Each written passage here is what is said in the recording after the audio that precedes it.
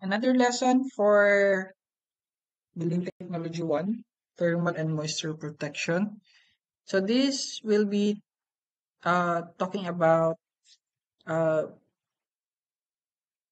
concrete waterproofing, types of roofing, sealants and joints. Kasi from the previous natin, adhesives and sealants, no? So ito naman is, it basically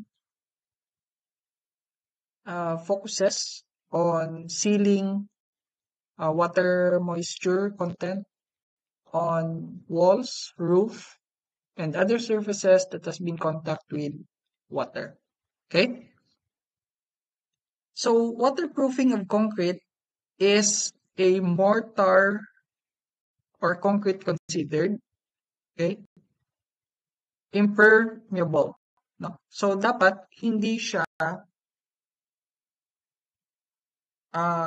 dapat nape-penetrate, no, ng tubig in the original characteristic or in the nature, no, of mortar and concrete. It should not be penetrated by water, or it should not be uh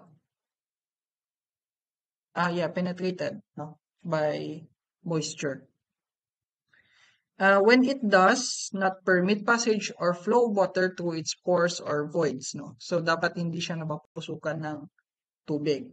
So the absorption of mortar and concrete is the property of drawing in, no, pinapapasok, or engrossing water into its pores or voids by capillary action or otherwise. So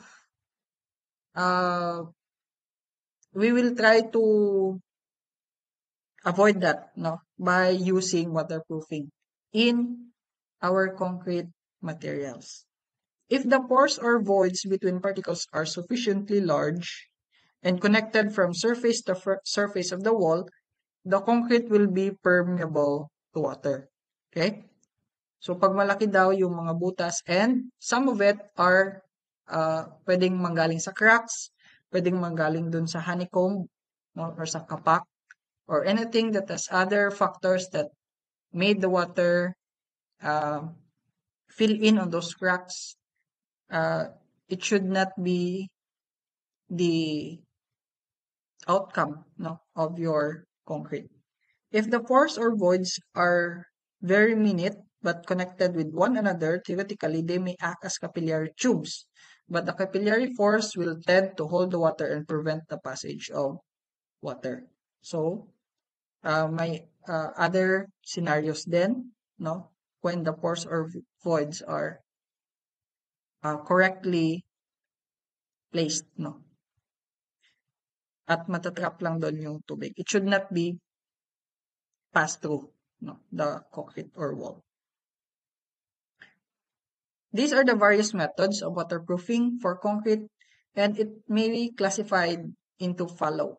Number one, or letter A, is impermeable through dense concrete. No? So, what are the techniques of doing or making a concrete impermeable? It should be accurate grading, proportioning of the concrete materials in order to secure concrete so dense as to be waterproof. Tulad ng mga dam, no? Mga dams natin. Kasi pag may portion dyan na mayroong butas, from that butas, manggagaling yung maliit na moisture, cracks, until the water will build up its pressure and the dam will fill. No? So, through dense concrete, no? Ano ba yung meaning ng dense? Makapal, no? Na concrete. So, yung technique dyan is dapat accurate yung grading and proportioning of your concrete. We already talked about proportioning of concrete.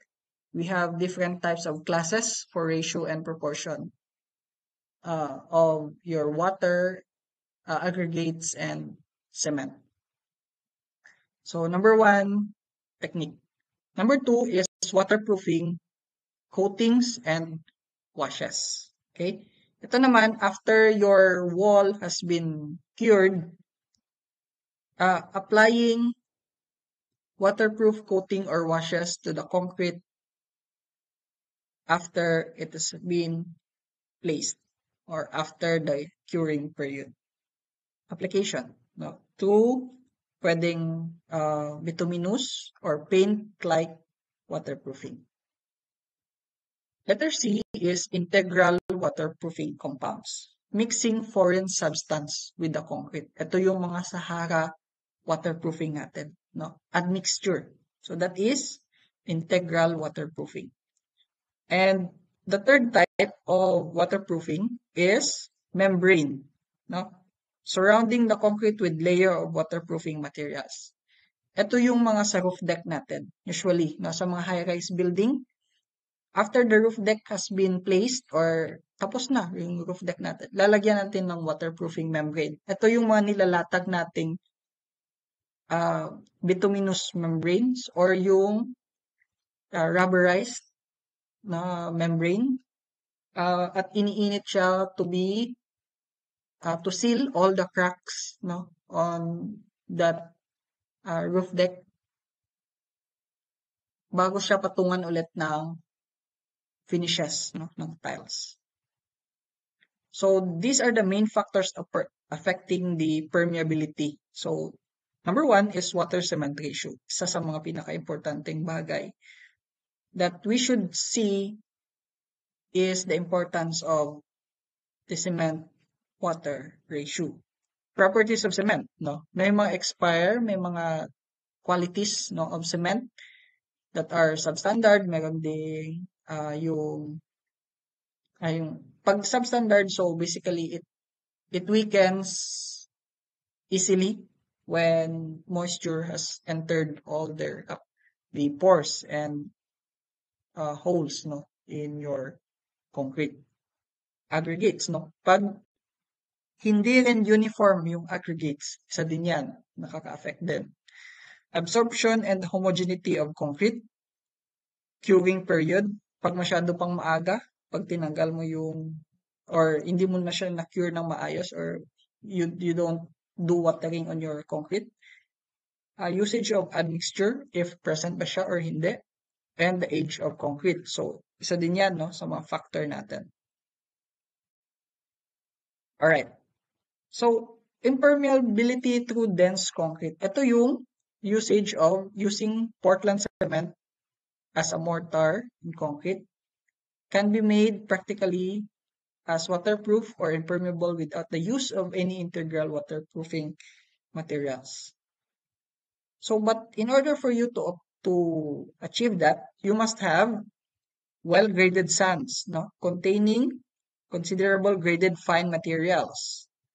Okay? Dapat pino, no, yung sand natin. So these are the examples of well-graded sands, no, which has 300 microns to 4.75 mm. So it is considered as well-graded or fine aggregates. Poor graded mm or tinatawag nating coarse aggregate is 4.75 mm to 20 mm. And the larger aggregates that we are saying is the coarse aggregate or yung gap graded, which is 20 mm to 80 mm. So ito yung fine materials, no, na sinasabi natin, yung well-graded fine aggregates. Para hindi pag nag-mix siya dun sa sand, sa cement, it will be well-graded. Okay? Finely ground clay or additional quantity of cement will be valued. So the consistency of the concrete mixture should be wet enough so that it can be puddled. Mixture should be well spaded against forms to avoid the form of pockets on the surface. Ito yung example ng pockets, no? Or yung tinatawag nating kapak, no? So kung notice ninyo, yung area na to is basically covered with concrete. And this one has exposed aggregates, no? So hindi uniform, no, yung pagkakahalo, no, ng mixture ng aggregates natin at ng cement. So it produces honeycombs, and pockets. At mula dyan papasok yung tubig mo. Okay? Care should be taken not over trowel, which may cause erasing the coating will be effective. Pag sobrahan din sa trowel or fining, no? So, nawawala yung kanyang coating. Another example is permeable concrete results from defective workmanship. Pag hindi masyadong marunong yung gumagawa, resulting from improper proportioning. So, mahalaga yung water cement ratio natin. Lack of thorough mixing. So, kailangan well-mixed kasi yan yung mga halo natin. Separation of coarse aggregate from fine aggregates. In transporting and placing mixed concrete, lack of density through insufficient tamping or spading. Improper bonding of work joints. The use of imperfectly sized and graded aggregates. Use of excessive water. Lack of proper provision to take care of expansion and contraction, causing subsequent cracking. So yan, we have example of what will be the result of your concrete if the expansion and contraction is not taken care of. Okay? And also peeling, no? Magpipeel off yung coating ng inyong concrete.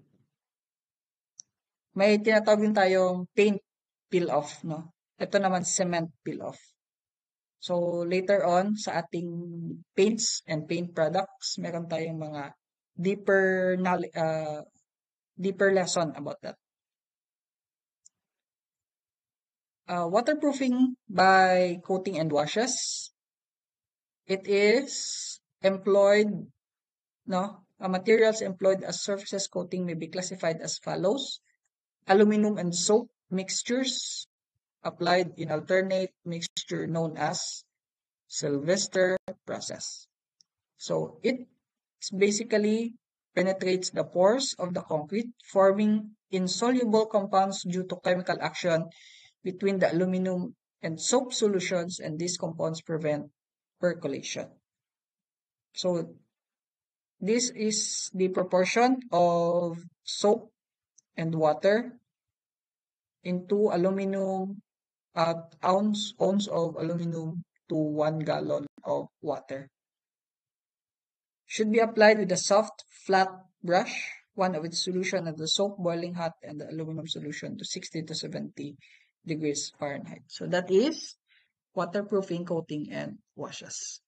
So ito yung mga example natin of our soap mixture, no? Alternative. Precast soap. And our, aluminum, 2 ounces of aluminum for a gallon of water. So, yan yung itsura niya. Alright. So, other materials, no, na pwedeng maging alternate. Aluminum, lye, and cement washes. Cement grout with or without the addition of water repellents, paraffin, and other mineral-based materials. Miscellaneous materials of unknown composition sold under various trade names. So these are the example of that. Aquasil. Yan. Lye, no? Sodium hydroxide. Isa yan sa mga hinahalo, no, for coatings and washes. Cement wash, isa din sa example of coatings and washes. Special preparation bituminous products like Flint Coat, John Mansville. Ito na yung mga products, no, na specific for waterproofing coatings and washes.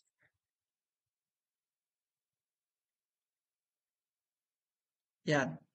By Shell waterproofing emulsion. Ito asphalt emulsion naman, no? Base clay emulsion.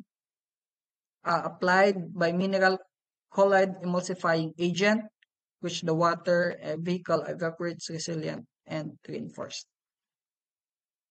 And last one is the cutback asphalt, which has a form of thin liquids to heavy paste, often more asphalt fibers to meet requirement different coating using to provide a tough durable film resistant to passage of water vapor. So ito yung mga ina-apply mostly sa roads, no, para hindi masyadong uh, hindi mag-pond, no, yung water.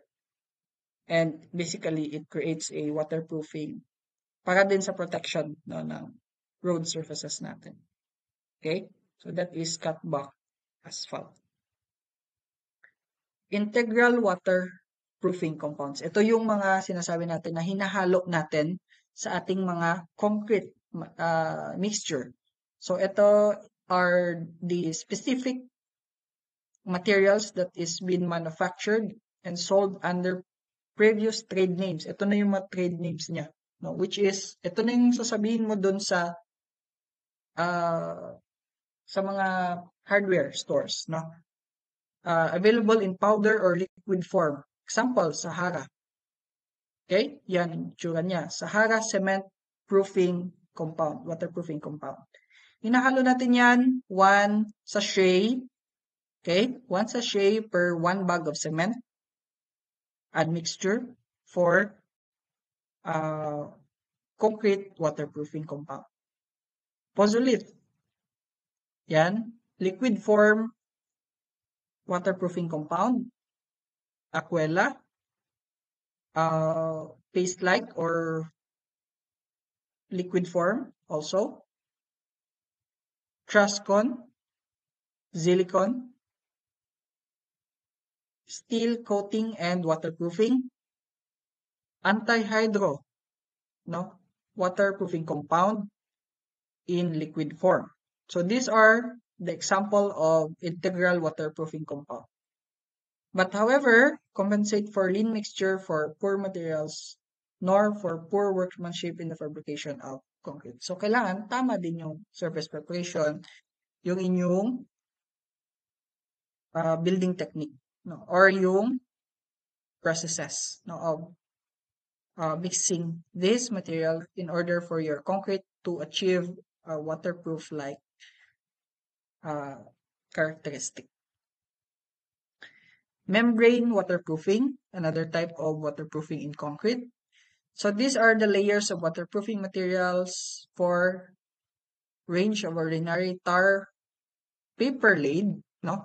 Tar paper laid, ito yung mga itsura niya later, papakita natin. Yan. Tar paper laid with coal tar pitch to asbestos or asphalted felt laid and asphalt. So there are two types of torch on membrane APP and SBS. So the APP is atactic polypropylene plastic. Okay, yan, sinusunog for it melts when heated with torch. Okay, para dumikit doon sa ating membrane, no? And the most commonly used membrane in Australia. And the SBS or the styrene, butadiene styrene, rubber modified asphalt. It doesn't torch well, no? So heavily used on built-up wall flashing or areas that need highly flexible sheet. So those are the types of concrete membrane waterproofing. So yan, isa din yan sa mga SBS type of waterproofing. Alright, moving on with another example of waterproofing and dampproofing natin is, syempre, when we talk about waterproofing and dampproofing, isang example niyan is yung roofing natin, no? It prevents water naman kasi for coming in our houses. But with the proper identification and usage, it can be effectively protect your houses in water. So number one, we have sheet metal roofing, the most common type is the galvanized iron roofing. Yan. May mga types of roofing tayo with various corrugations and rib sections. Okay? So, alin dyan yung ginagamit nyo ngayon? So, mostly, ito yung gamit natin. No? Saan na yun? Duracore or yung corrugated. Pag medyo high-end naman yung bahay mo, Duratile, no? Or twin rib. Okay? So, these are some examples lang, no? Of GI type roofing. Aluminum roofing, various corrugation din and rib section. Ito naman, plastic roofing, which is basically a polycarbonate. No? Pwede kasing corrugated or flat sheets yung ating polycarbonate. Okay? Pwedeng plastic, no? Plastic lang siya. And the polycarbonate with other materials, no? Aside from plastics. So, yan. Mayroon tayong flat sheets at meron din tayong corrugated. Yung corrugated natin yung wavy type. No? So, yun yung corrugated. Tile roofing, we have clay and concrete. So, yan. Ito pala, ito yung clay or concrete, no, na type of tile roofing. Then, this one is wood shingles, no, or pwede rin tar. Yan. Tar. Yung katulad kanina sa waterproofing natin within our roof deck, no. So, ito yung tar shingles. Okay? Galvanized iron roofing, corrugated with a length of 5 to 12 feet in 1 foot increments. Width sheets is 32 inches. Each sheet has 10 corrugations with a pitch of 3 inch. Roofing, for roofing, GA26 is the generally specified.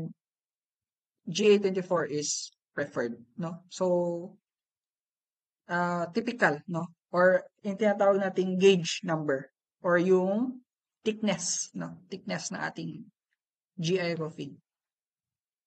Galvanized iron sheet are also sometimes used for siding for industrial buildings. Yung sa mga walls natin, isa din yan, no? Yung GI sheets, no? Ginagamit natin for wall assembly.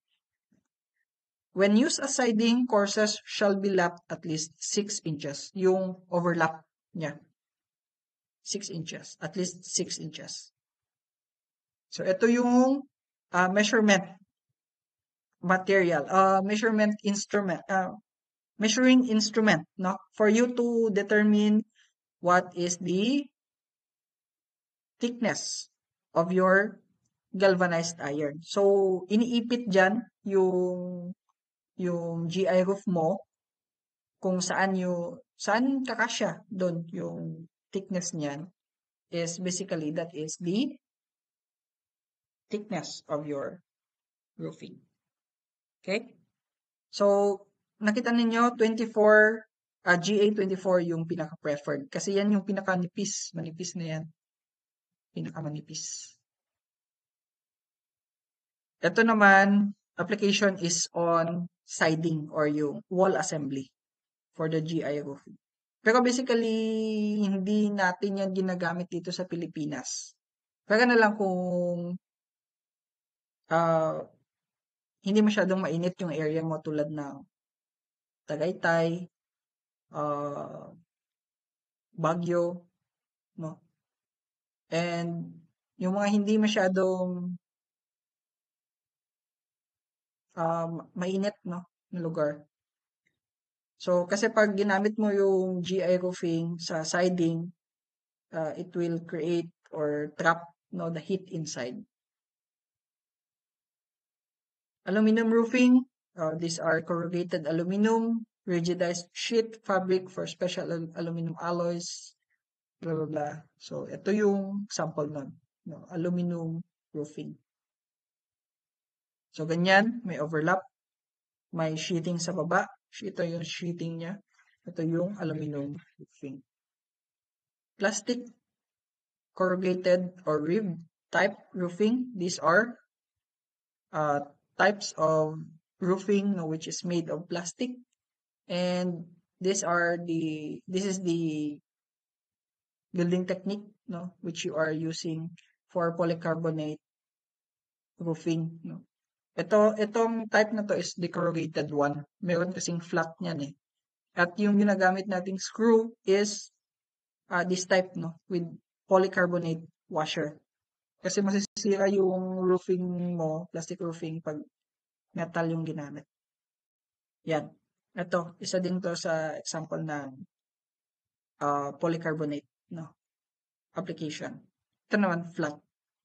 Flat. Clay tiles. So, ito yung mga example natin ng mga clay tiles, no. Split shake, pan tiles, French tile, S-tile. Sa, ano ata to? Sa history of architecture, nandyan yung mga types of, time saver standard. Nandyan din yan. Clay tiles and concrete tiles. Yan, ito pala. Greek tile, Roman tile, Spanish tile. So, tingnan nyo magkakaiba yan ha. So, sa Spanish tile, individual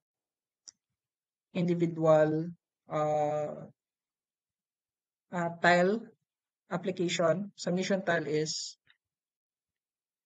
S. Rib tile, syempre mayroon siyang ribs or corrugate, concave, no? French tile, English tile, flat shingles, interlocking. So these are the example of your tile layout. Shingles, tar asphalt shingles. Ito yung mga examples natin. For the flat, wood and tar. No, tar-like material. Bituminous cement, these are substances available in solid, semi-solid, or liquid state, composed of mixed indeterminate hydrocarbons appreciably soluble only in carbon disulfide. So these are the example of that.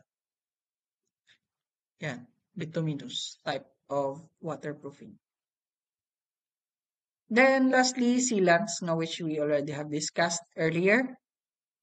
Pasadahan na lang din natin.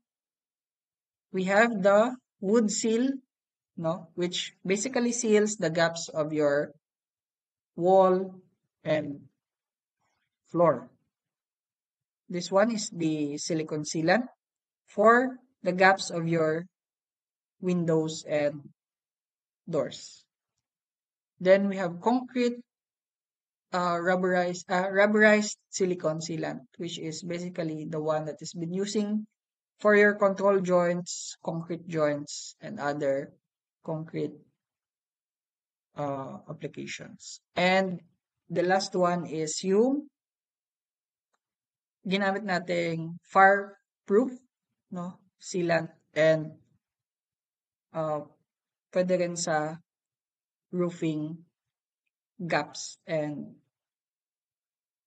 holes for your roofings. Then the most famous ba to, na sealant is Vulcasil from Bostik for roofing sealants. Tama? So isa to sa mga famous brands natin here in the Philippines. And let's not forget the famous flex tape, no, which basically seals even the running water in your boats and other wet surfaces. Pero lumusot sa kamay. Pero hindi sa flex tape. Yeah. That's the end of this presentation. So thank you very much for listening, and please stand by in our